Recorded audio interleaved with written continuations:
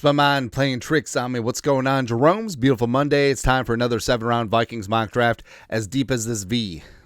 Yeah, but the Vikings. So this is basically what happened. We'll say all this happened, as well as Ryan Tannehill as QB2. So vroom, vroom, vroom. Here we go.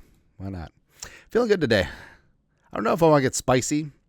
Definitely looking for a little bit of BPA action all up in here. Egbuka. I did not expect him to be available. Hold on. All right, so take a look at this draft. Cam Ward, Genty at 2. Baby. Travis Hunter, Abdul, Membu, Mason, Ty Warren to the Jets. I love that. Shamar Stewart to the Panthers. Betting on traits. Michael Williams, Will Campbell. That makes sense. How does the best offensive lineman fall to the Bears? BS. Hottie Campbell, Mike Green. Jade Barron goes to the Dolphins. Donovan goes to the Colts. Will Johnson falls all the way to the Falcons. Interesting. Emanwari to the... I love that people are on the Emanwari train. People got mad when we said that Emanwari might not be there at 24. He might be a top 15 pick. See, Kenneth Grant goes to the because they can't afford to pay anyone else. Starks, Tet. Wow, Tet goes all the way to Seattle. Damn, that's a good pickup for Sling and Sammy Darnold. Although now he has 2 out of his 3 top receivers can't get separation. But other than that, Jelon Walker, Kelvin Banks, thanks. Golden, wow, as well as James Pierce goes to the Packers. Now, there's a lot of things going on here. So now there's a choice. So Burden is there. Egbuka is there. Did not expect him to be there. And then, of course, Harmon, Alexander, Nolan. You certainly can't rule out defensive line because Hargrave as well as Jonathan Allen are 32 and 30 respectively. Zabel's in there too. Loveland, of course, would be a great BPA and reuniting him. Sanders, Tyreek Williams. So we got one trade offer in the window. Packers at 54. No, it's way too far. So I'm just going to do it. So Egbuka is super interesting. So generally the tier 1 Ohio State receivers don't stay for 4 years, but Egbuka did. He stayed in Columbus. 6'1", 202, super athletic, slot machine receiver. He's probably the most mature route runner in the draft class, or close up there too. I mean, the comps between him and Jackson Smith and Jigba, former teammate, certainly are apt. 81 catches, 1,011 receiving yards, 10 touchdowns, national title season. Also had a 1,000-yard season his sophomore year. I think that he would fit in perfectly with Jefferson, Addison, and also it gives the Vikings options in the future. So Addison, will you trade him next year? Will you extend him? That T. Higgins price tag, that's got to be up there, back in your mind in terms of what Addison's going to get paid if you do retain him. But Egbuka could be a fantastic one-for-one replacement. Also, where do I say it's like he understands what it means to be a wide receiver too. So working with Jeremiah Smith and also Harrison and JSN, Wilson, all the Lave, all those great Ohio State receivers. So Egbuka, I did not expect him to be there.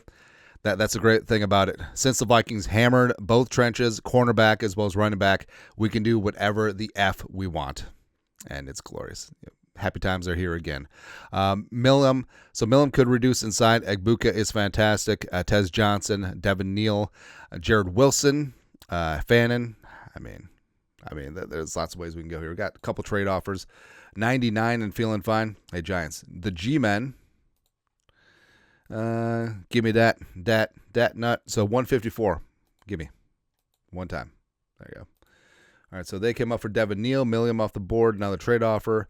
Patriots at 106. We could drop 7 spots. It's going to cost you, Chief. 144. 144 and 2 zigzags.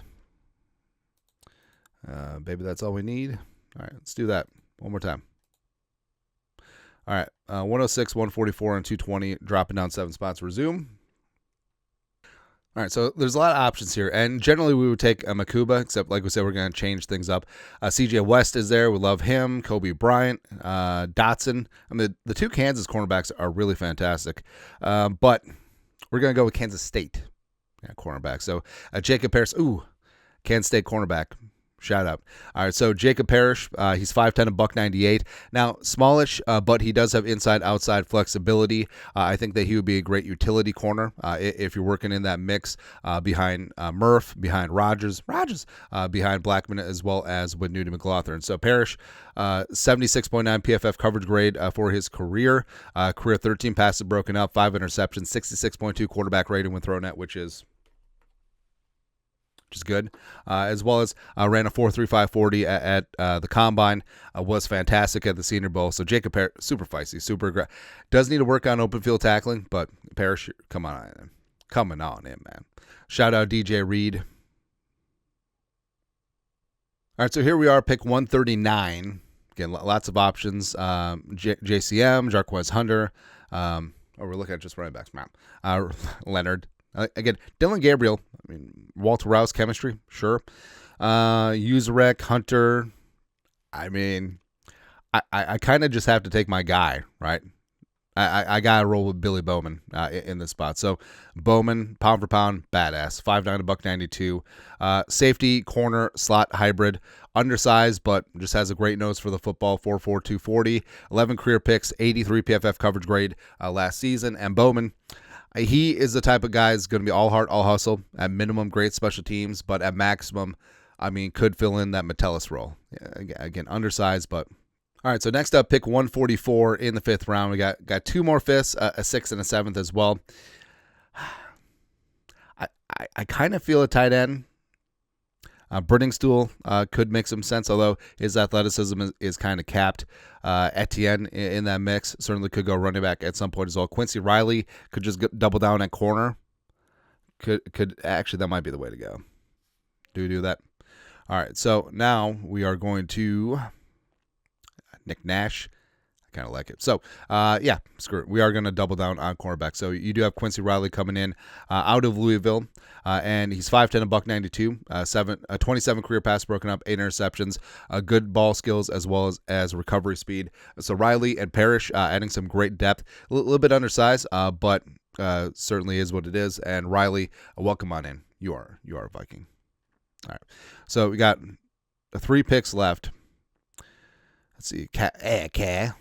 I mean, it would have been interesting if we didn't check the box at receiver. So, I mean, Fortune is there. Connor Colby is there.